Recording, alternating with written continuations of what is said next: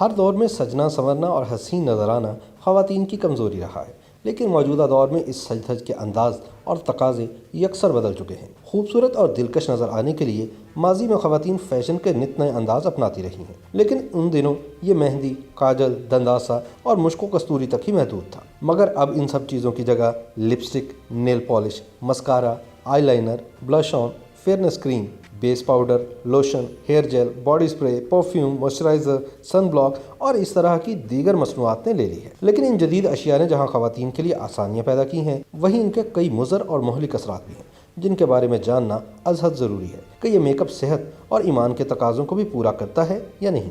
ہمارے ملک پاکستان میں خواتین کے لیے میک اپ کی تیاری انتہائی منافع بخش کاروبار سمجھا جاتا ہے۔ اس کا اندازہ اس بات سے بخوبی لگایا جا سکتا ہے کہ پاکستان میں بیرون ممالک سے ہر سال کئی ارب روپے کا سامان منگوایا جاتا ہے۔ الیکٹرانک اور پرنٹ میڈیا میک اپ کے اشتہارات سے بھرے پڑے ہیں، لیکن ان اشتہارات میں خواتین کو اس کے سائیڈ ایفیکٹس یا نقصانات کے حوالے سے ہرگز نہیں بتایا جاتا۔ لیکن خواتین کی ذمہ داری بنتی ہے کہ وہ دیکھیں کہ میک اپ کی مختلف اشیاء کے استعمال سے کہیں ان کی جلد پر مضر اثرات تو مرتب نہیں ہوتے۔ یہ بھی دیکھنے کی ضرورت ہے کہ کہیں میک اپ کے سامان میں حرام اجزاء تو شامل نہیں کیے گئے۔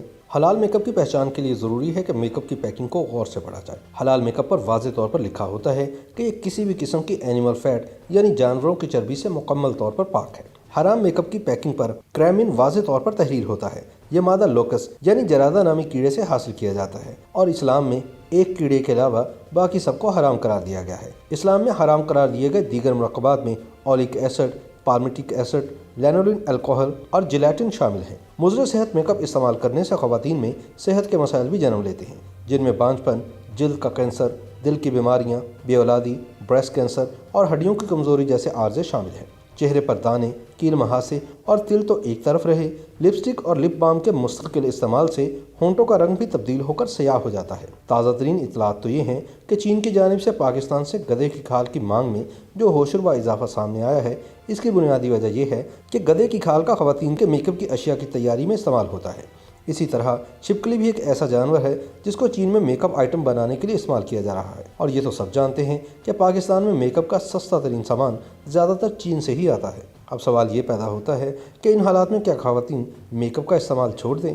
ایسا بالکل نہیں، بلکہ خواتین کو چاہیے کہ وہ اپنی آنکھیں کھول کر سب سے پہلے اپنی میک اپ کی اشیاء کے لیبل پڑھنا شروع کریں اور بتائے گئے ممنوع اجزاء والی میک اپ اشیاء اپنے گھر سے نکال باہر پھینکیں۔ خواتین کو چاہیے کہ حلال میک اپ متعارف کرانے والے ممالک کی اشیاء استعمال کریں، جن میں انڈونیشیا، ملائیشیا، سعودی عرب، متحدہ عرب امارات اور مراکش شامل ہیں۔ یوٹیوب پر گوگلی ٹی وی دیکھنے کے لیے youtube.com کی سرچ بار میں گوگلی ٹی وی ٹائپ کریں۔